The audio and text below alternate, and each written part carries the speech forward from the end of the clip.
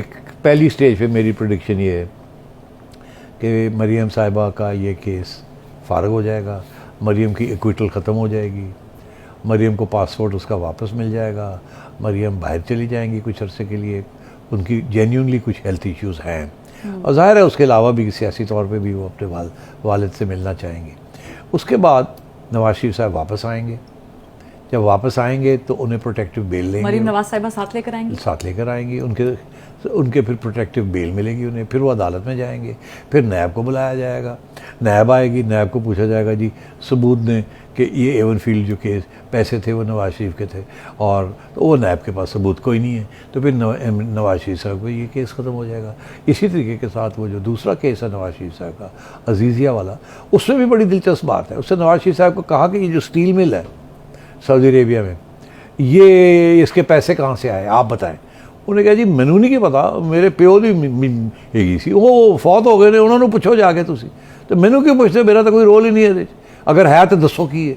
और नहीं नहीं नहीं है किस तरह हो सकता, तो क्योंकि तुम्हारे वालिद साहब ने ये की थी और तुम उनके साहिबजादे हो तो तुम्हें पता होना चाहिए था, तुम्हारा भी उसमें हिस्सा था और हमें नहीं पता चला वो पैसे वहाँ का कैसे गए और क्या हुआ, तो इसलिए आपको भी हमने सज़ा दे दी।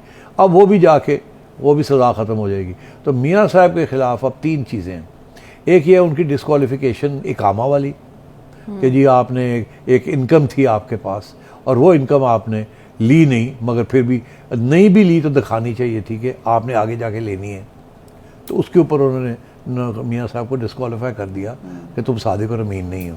एक वो केस है, एक केस है अजीज़िया वाला स्टील मिल्स वाला, और एक केस है एवन फील्ड वाला। ये दो तो फारग हो जाएंगे अगले 3 महीने के अंदर अंदर, ये केसेस फारग हैं, मियाँ साहब वापस आ जाएंगे, फिर कन्विक्शन रहेगी वो वाली। मगर अब बड़ी इंटरेस्टिंग बात है तुम्हें बताऊँ, क्या वो कन्विक्शन है डीम्ड इनकम वाली कि जी एक इनकम थी जो आपको आनी थी मगर आपने वो इनकम डिक्लेयर नहीं की, वो आपका एक असासा था, इसी के ऊपर उनको अंदर किया था ना, डिस्क्वालीफाई किया। अब बड़ी इंटरेस्टिंग चीज़ है, FBI कहता है, खुद कह रहा है अदालत के अंदर कि हाँ जी मानते हैं कि जो इनकम आपने अभी, फॉर एग्जांपल रेंट है, आपके पास 2 घर हैं, आप एक घर में रहती हैं, एक घर आपने किराए पे चढ़ाया है, ठीक, और 1 साल के लिए वो किराए पे नहीं चढ़ा। FBR कहता है कि हमारा आपका ये घर है, ये खाली तो नहीं पड़ा हुआ, इसमें तो आपको रेंट आ रही होगी, तो आप हम समझते हैं कि इसकी रेंट जो है वो 2 लाख रुपए महीना है, तो साल की ये होगी 24 लाख। 24 लाख के ऊपर हमने आपको 5 लाख का टैक्स लगा दिया। तो आप कहती है मगर मैंने तो किराए पे नहीं चढ़ाया। वो कहने लगे कमाल हो गया, अगर आप किराए पे चढ़ाते तो आपकी ये इनकम होती, अगर वो आपकी इनकम होती तो उसके ऊपर 20% टैक्स बनता है। तो ये भी अब हाई कोर्ट में चैलेंज हो गया है डीम्ड इनकम, कि ये इनकम आनी थी जो आई नहीं मगर हम उसके ऊपर भी अभी टैक्स लगा रहे हैं, डीम्ड इनकम। तो वो भी मेरे ख्याल छुट्टी हो रही है, ये जो पोजीशन है डीम्ड इनकम की, इसके ऊपर भी क्लैरिटी आ रही है।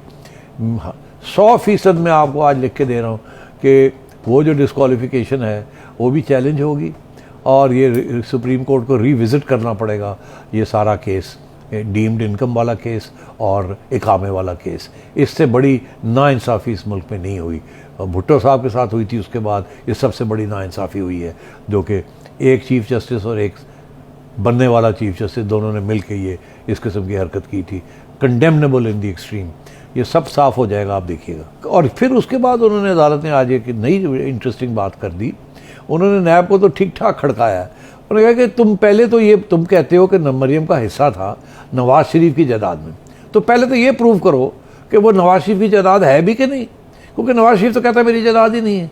तो अगर उसकी जायदाद नहीं है वो एवन फील्ड रेफरेंस, उसने अपने पैसे से नहीं खरीदा, तो फिर मरियम की तो बात बाद में आती है। पहले तो नवाज शरीफ का प्रूव करो, फिर उसके बाद प्रूव करो कि मरियम का भी उसमें हिस्सा है। तो आप मरियम पे आ गए हैं तो नवाज शरीफ को पहले वो प्रूव करो। तो अब वो नैब वाले जो हैं वो बेबस हो गए हैं, वो कह के चले गए हैं कि जी अच्छा जी हम देखते हैं। उनको एक नया डेट दे दी गई है कि आपके पास कोई सबूत है तो लेके आए, नहीं तो फिर आपका केस नहीं बनता। एक्चुअली केस उस वक़्त भी नहीं बनता था, मगर उस वक़्त नैब जो थी वो इमरान खान साहब के हवाले थी, और उस वक़्त के चेयरमैन नैब जो थे वो ब्लैकमेल हो रहे थे, आपको सबको पता ही है। और उनको जो हुक्म दिया जा रहा था उसके मुताबिक वो लोगों को पकड़ पकड़ के दगड़ करके अंदर कर रहे थे, और फिर 9-9 महीने 8-8 महीने जेलों में रख के फिर वो अदालतें उनको छोड़ रही थी। ये एक विक्टिमाइजेशन थी, विच हंट थी, जिसको मर्जी जो आप कह लें। तो अब सूरत हाल ये है कि दो चीज़ें होगी ना, एक तो वो ब्लैकमेलिंग चेयरमैन की छुट्टी होगी, जो ब्लैकमेल्ड हो रहा था चेयरमैन वो छुट्टी होगी, जो बंदा उसको ब्लैकमेल कर रहा था इमरान खान उसकी भी छुट्टी होगी, और ऊपर से नैब के कानून के अंदर भी तरमीम हो गई। पहले कानून ये कहता था फरवा कि तुम्हें मैं पूछता हूँ कि तुम्हारे पास इतनी अच्छी कमीज़ें कहाँ से आती हैं, तुम्हारे पास पैसा कहाँ से आया ये कमीज़ें ख़रीदने का, इसका मतलब है कि तुम करप्ट हो।